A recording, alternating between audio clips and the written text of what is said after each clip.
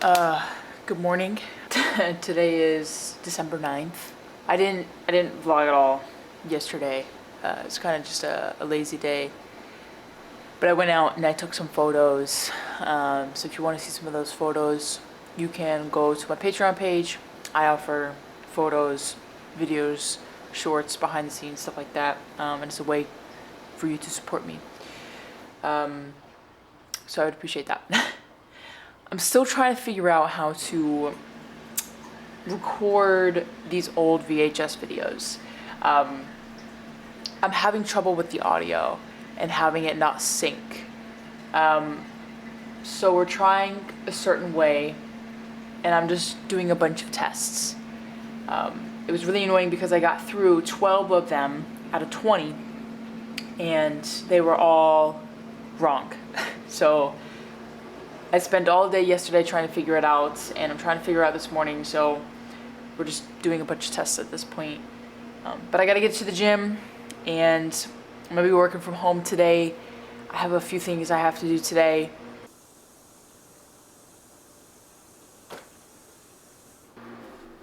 I think I figured it out. What'd you think, Rose?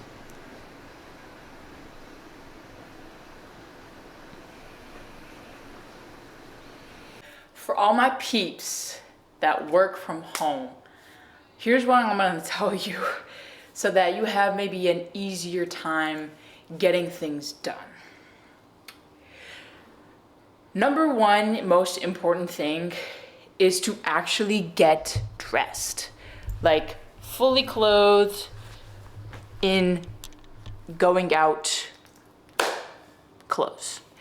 This means no sweatpants, no pajamas, none of that.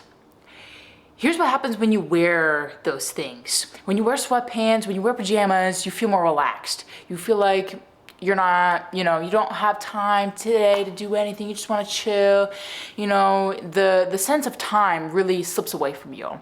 Therefore, you don't really feel like doing anything. You don't really feel like, oh yeah, I'll just do that later. That's not the thing. That's not what should be happening here. I think for me, the sense of time is really stripped down when I'm dressed, I'm ready to go. I brushed my teeth, did my hair, I did my whole routine, went to the gym, so I feel like I can get more stuff done. Another thing when you're working from home, you can multitask. Here's the thing about multitasking. I have ADHD, so it's really easy for me. But for people who don't have multitasking abilities, what you could do is literally just throw in some laundry while you're on the computer doing work. And that's exactly what I'm just about to do. In this video, I want to go over how ADHD is my creative superpower. Now, having ADHD is quite a challenge. But if you learn to harness it in the correct way, it becomes one of the most productive things you could get blessed with. For people like me, I have to consider a lot of things with ADHD. Now, I have learned over the years that I always need a clean environment in order to think and process correctly. So I have to clean everything. I have to make sure it's organized in a way where my brain makes sense of it and likes it that way. And if it changes, that's not good. So as long as my environment is clean and I can find things where I last put them, it makes it a lot easier for my brain to relax because it knows everything is in its correct place. Growing up, I felt different compared to everyone. I was hyper, had a short attention span, and I had a lot of hobbies. I also fidgeted a lot. Still do.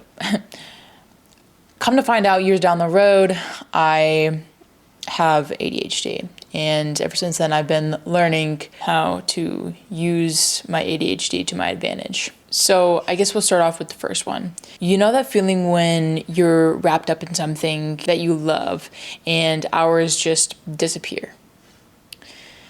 That's hyperfocus. It's one of ADHD's hidden gifts. When I'm passionate about a project, I can dive deeper than anyone into it. My brain runs at high speed, constantly generating new ideas. While some might see this as scatterbrain, I learned to harness it.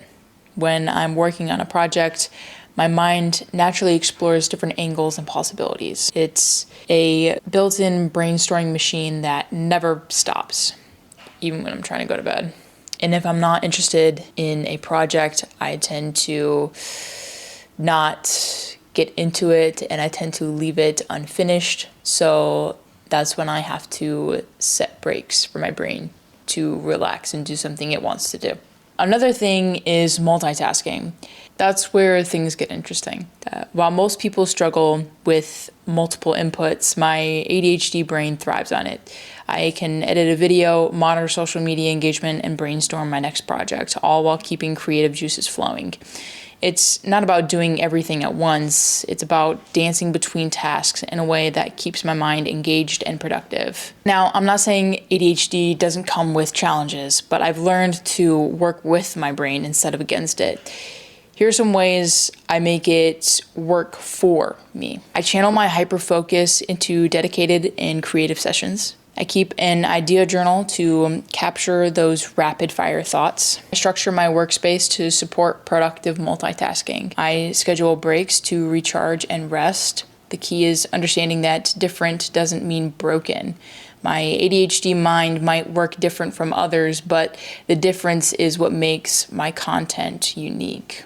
It gives my perspectives others might miss and help me create in other ways others might not think of. So if you're watching this and you have ADHD, remember, your brain is not your enemy. It's your ally in creativity. Learn to work with its natural rhythms and you might discover your own superpowers. I'm trying to configure a little camera strap for my SL2, which is my photography camera now. So I'm trying to find the best way to wrap this camera since I don't have a strap for it. So there you have it. Looks good. I might configure a small little padding part on the top here because I'm bony. But other than that, it's the perfect length, and I can also have it be adjusted as well too. So it's always good. Know your slip knots, guys. So I just added a little bit of a shoulder pad basically, so that I could just boom, do this, and it'd be a lot more comfortable on my shoulder. Handy, dude. Hi, baby. Hi. How are you doing? I'm okay.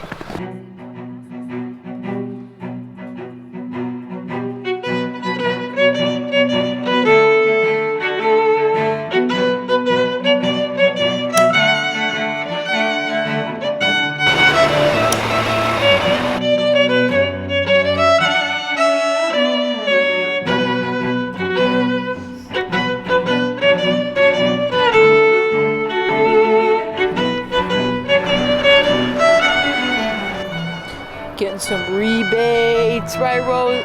Rose? Oh my god, I called my girlfriend like my cat. It's just I spend all day with her, and I don't spend all day with you anymore. She also was talking to Rosie. She's like, I love you. And I responded, I love you too. She's like, I literally wasn't talking to you. And I was like, you could have at least lied. Yeah, Walgreens, where I was like,